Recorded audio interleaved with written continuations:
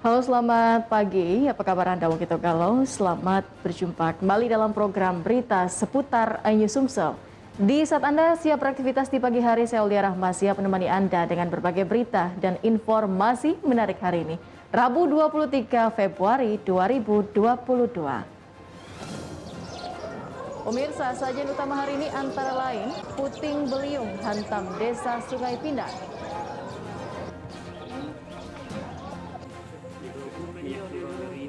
Polisi temukan 6 ton minyak goreng ditimbun di rumah warga.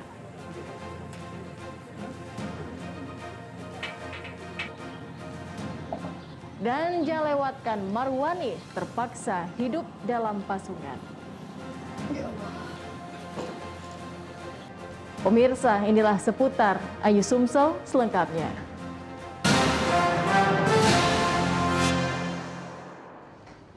Kita awali dengan berita pertama, pemirsa. Hujan deras disertai angin kencang melanda desa Sungai Pinang, Kecamatan Rantau Bayur, Kabupaten Banyuasin.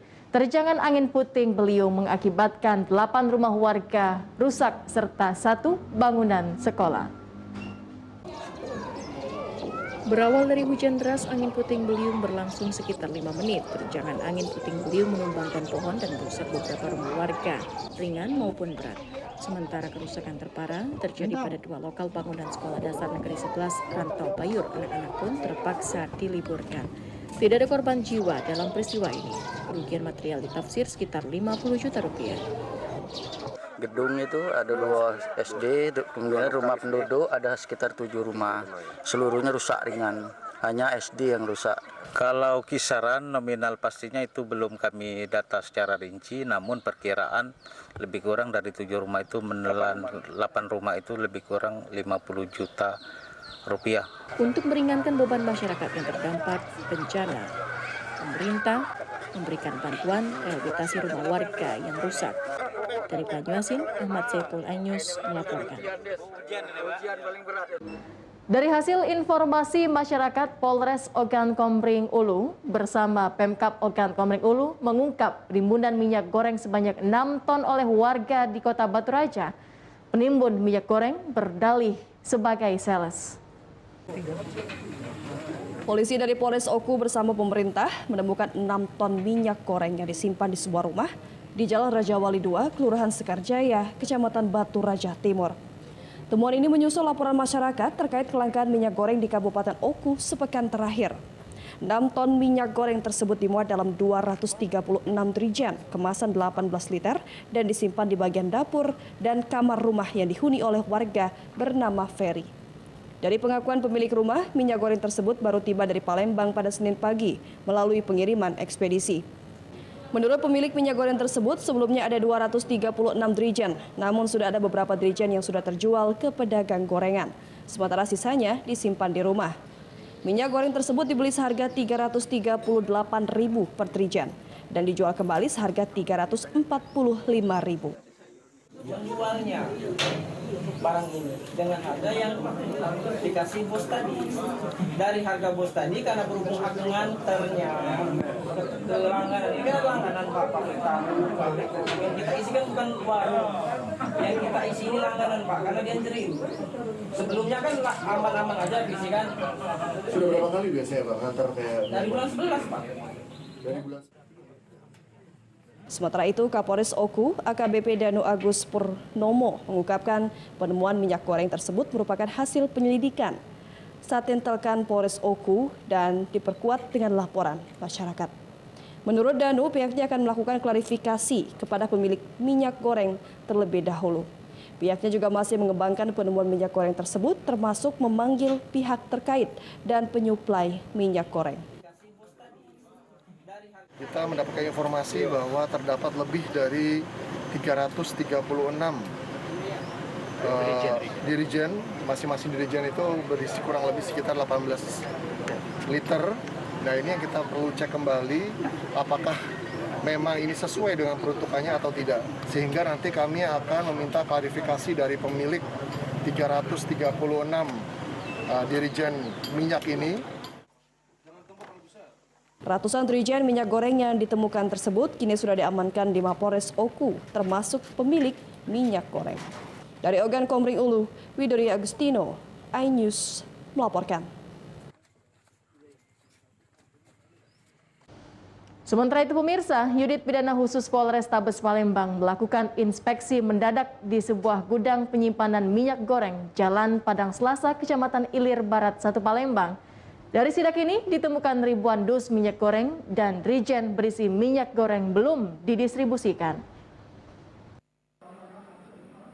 Unit Pidana Khusus Polrestabes Palembang mendatangi gudang minyak goreng di Jalan Padang Selasa, Kecamatan Ilir Barat 1 Palembang.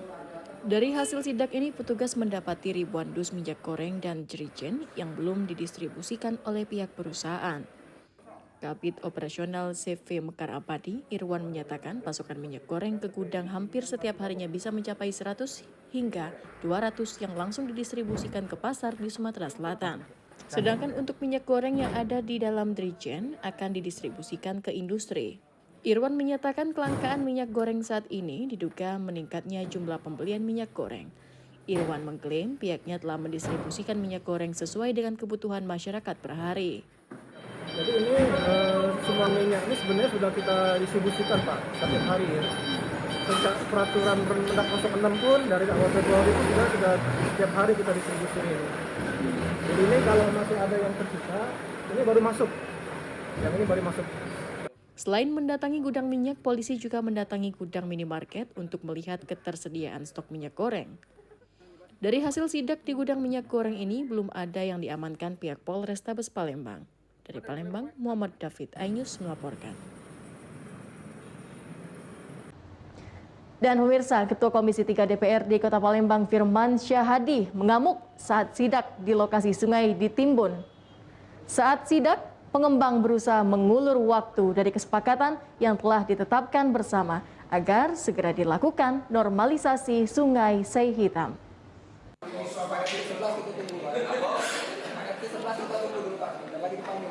Ini bukan kami, Pak.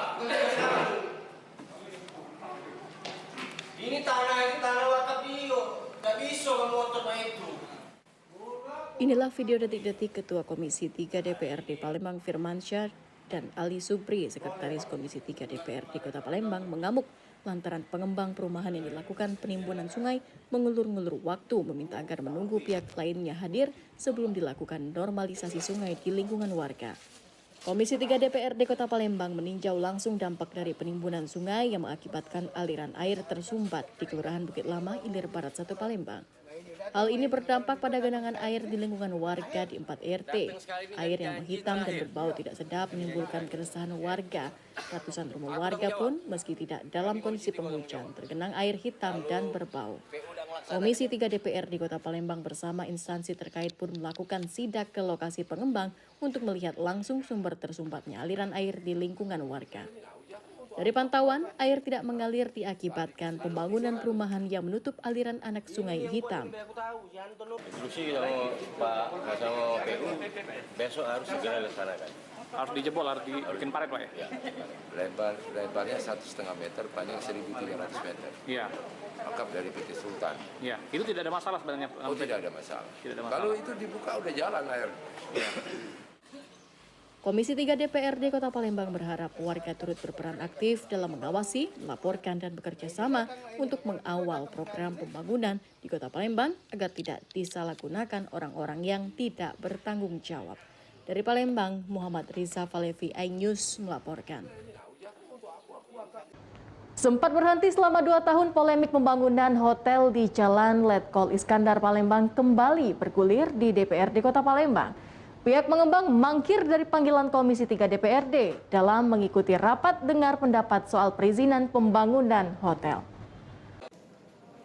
Polemik pembangunan hotel di Jalan Letkol Iskandar Palembang kembali bergulir di DPRD Kota Palembang. Setelah sudah 2 tahun terakhir tidak ada aktivitas pekerjaan dalam proyek pembangunan tersebut, mencuatnya masalah pembangunan hotel setelah 2 bulan terakhir mulai terlihat adanya aktivitas pekerjaan lanjutan pembangunan proyek yang telah disetop oleh Komisi 3 DPRD Kota Palembang lantaran permasalahan perizinan. Komisi 3 DPRD Kota Palembang kembali melayangkan surat panggilan terhadap pengembang. Namun pihak pengembang mangkir dalam mengikuti rapat dengar pendapat bersama sejumlah instansi yang menangani persoalan perizinan. mangkirnya pengembang dari panggilan Komisi 3 DPRD Kota Palembang disinyalir akibat terjadinya revisi kebijakan yang diambil alih pihak provinsi sehingga membatasi kewenangan pemerintah kota dalam menertibkan persoalan perizinan investor dalam berinvestasi di Kota Palembang. Komisi 3 DPRD Kota Palembang akan kembali menjurati pengembang agar dapat hadir dalam rapat bersama agar permasalahan perizinan dapat menemukan solusi. Dan hari ini juga PT SP tidak datang, jadi kita belum tahu. Insya Allah kita lanjut. Kita panggil lagi. Dari pihak perusahaan sendiri tidak datang juga hari ini? Tidak datang hari ini. Pak, itu kan sempat dihentikan oleh Komisi 3 pada tahun 2019. Hari ini kami sudah rapat dan kami sangat kecewa karena owner pelaksana tidak hadir. Cukup panjang, cukup elot untuk pelaksanaan ini, tapi kami kecewa karena ownernya yang harus bertanggung jawab tentang menjelaskan perizinan yang terjadi. Sebelumnya, sudah terjadi beberapa kali aksi masyarakat Kota Palembang yang tergabung dalam Aliansi Pemuda Peduli Palembang melakukan aksi di kantor DPRD Kota Palembang guna meminta penghentian proyek pembangunan hotel yang dinilai tidak mengantongi izin pemerintah Kota Palembang. Dari Palembang, Muhammad Riza, Valevi iNews melaporkan. Dan pemirsa, Marwani terpaksa hidup dalam pasungan. Saksikan beritanya sesaat lagi.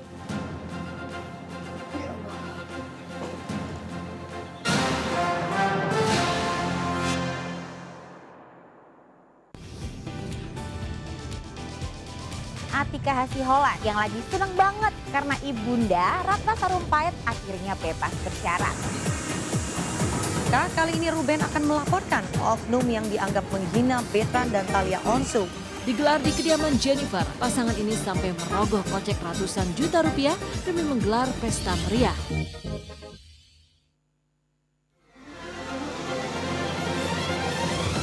Tim gabungan kembali mengevakuasi korban kecelakaan bus Sriwijaya.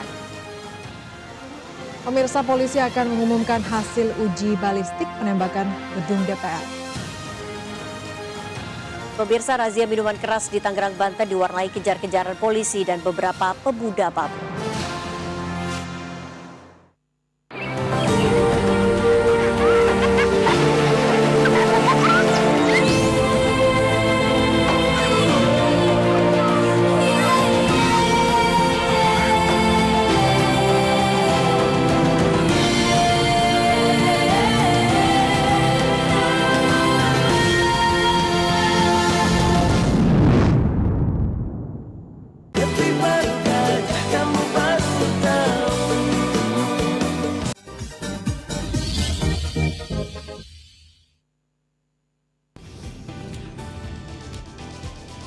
Atika Hasiholan yang lagi seneng banget karena ibunda Ratna Sarumpait akhirnya bebas bersyarat. Kali ini Ruben akan melaporkan oknum yang dianggap menghina Betan dan Thalia Onsu. Digelar di kediaman Jennifer, pasangan ini sampai merogoh kocek ratusan juta rupiah demi menggelar pesta meriah.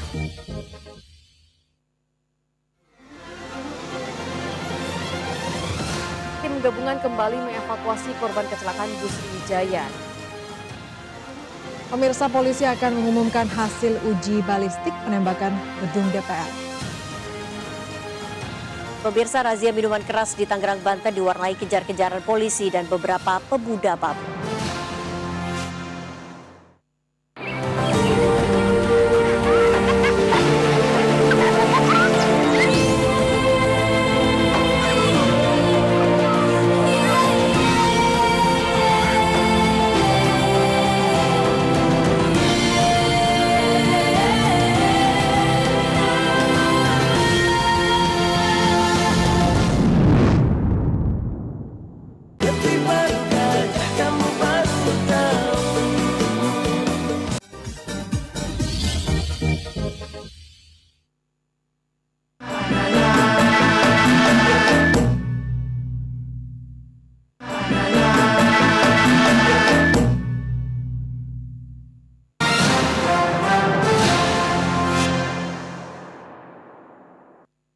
Terima kasih Anda masih bersama kami. Pemirsa, terkonfirmasi ada 5 hakim pengadilan negeri Palembang yang terpapar COVID-19.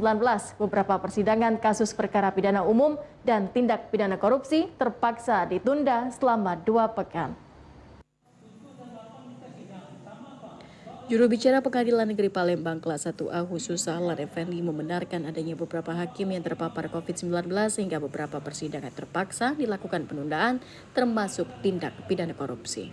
Menurut Sahlan Effendi, ada 5 hakim Pengadilan Negeri Palembang yang terpapar COVID-19 sehingga ada beberapa jadwal persidangan termasuk sidang Masjid Sriwijaya terpaksa dilakukan penundaan sementara 2 pekan ke depan.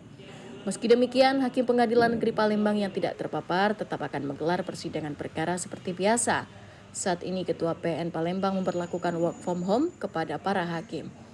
Bagi hakim yang ada jadwal sidang dan tidak terpapar COVID-19 tetap bersidang secara bergantian. Tidak ada pemberlakuan lockdown, hanya diberlakukan WFH saja dan sidang tetap seperti biasa. Ya, tadi kita tidak sidang karena majelis hakimnya kurang. Karena ada hakim ad hoc yang terpapar COVID dan untuk menggantikannya juga tidak ada. Jadi hakim ad hoc terpapar saat ini mengalami positif COVID 2 orang. Sementara untuk para pengunjung persidangan maupun yang berperkara diminta tetap mematuhi protokol kesehatan di dalam ruang sidang dengan menjaga jarak serta memakai masker. Apabila tidak terlalu penting, lebih baik di rumah saja dan bisa hadir secara online, guna menghindari kerumunan dalam ruang sidang. Dari Palembang, Guntur Riansyah, iNews melaporkan. Sementara itu pemirsa, ratusan warga RT 57 Kelurahan 5 Ulu Palembang mengantri suntik vaksin ketiga atau booster. Ketua DPRD Kota Palembang berharap perangkat pemerintah kecamatan dan kelurahan bisa meningkatkan lagi persentase warga divaksin agar terhindar dari COVID-19. Ratusan warga RT 57 Kelurahan 5 Ulu, Kecamatan Seberang Ulu 1 Palembang mengantri untuk mendapatkan vaksinasi COVID-19 Selasa pagi.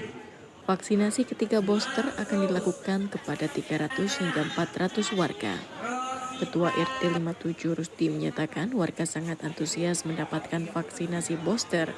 Vaksinasi ini diharapkan mampu meningkatkan imunitas warga. Dosis yang untuk hari ini itu sudah mencapai 300 sampai dengan 400 orang yang sudah divaksin. Ketua DPRD Kota Palembang Zainal Abidin berharap pihak kecamatan dan kelurahan bisa meningkatkan lagi persentase warga yang divaksin. Mudah-mudahan Lurah bersama perangkatnya dan pemerintah kecamatan bisa meningkatkan lagi persen dari yang divaksin. Percepatan vaksinasi booster ini diharapkan mampu menangkal penyebaran COVID-19 varian Omikron. Dari Palembang, Guntur Riansyah, iNews melaporkan.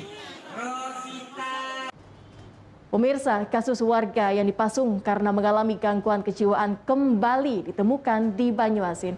Kali ini menimpa Marwani berusia 34 tahun, warga Jalur 10, Desa Upang Jaya, Dusun 3, Kecamatan Muara Telang, Banyuasin. Nasib malang ini dialami Marwani berusia 34 tahun, warga Jalur 10 Desa Umpang Jaya Dusun 3 Kecamatan Muara Telang Banyuasin. Marwani terpaksa dipasung keluarganya setelah mengalami gangguan kejiwaan. Marwani harus merasakan penderitaan hidup dalam pasungan di rumah keluarganya berukuran 3x4 meter yang berada di pinggiran sungai. Marwani hidup bersama ibu dan kakak perempuannya Yuhani, sementara bapaknya telah meninggal dunia. Marwani dipasung dengan cara dirantai pada bagian perutnya. Pihak keluarga mengaku terpaksa memasung Marwani karena khawatir akan mengganggu dan melukai warga. Peristiwa tragis yang dialami Marwani bermula saat kepalanya terbentur aspal akibat terjatuh dari sepeda motor. Sejak saat itu, Marwani mulai mengalami gangguan kejiwaan. Ini sudah dipasung ini awalnya tahun 2020, Pak. Sudah hampir dua lebih, Pak. Apa alasannya dipasung, Pak? Ya, alasannya dia ini kan kalau dilepas, dia ini jalan-jalan, hilang airnya. Terus dia ini mengikuti itu, Pak, istri orang. Nah, makanya diikat, dipasung. Keluarga berharap ada pihak yang membantu biaya pengobatan Marwani ke rumah sakit sehingga terbebas dari belenggu pemasungan. Dari Banyuasin, Ahmad Sepul, iNews melaporkan. Dan pemirsa, informasi tadi sekaligus menutup perjumpaan kita pada pagi hari ini. Saya dan kurang petugas undur diri dari hadapan Anda. Selamat beraktivitas. Saya Aulia Rahma. Sampai jumpa.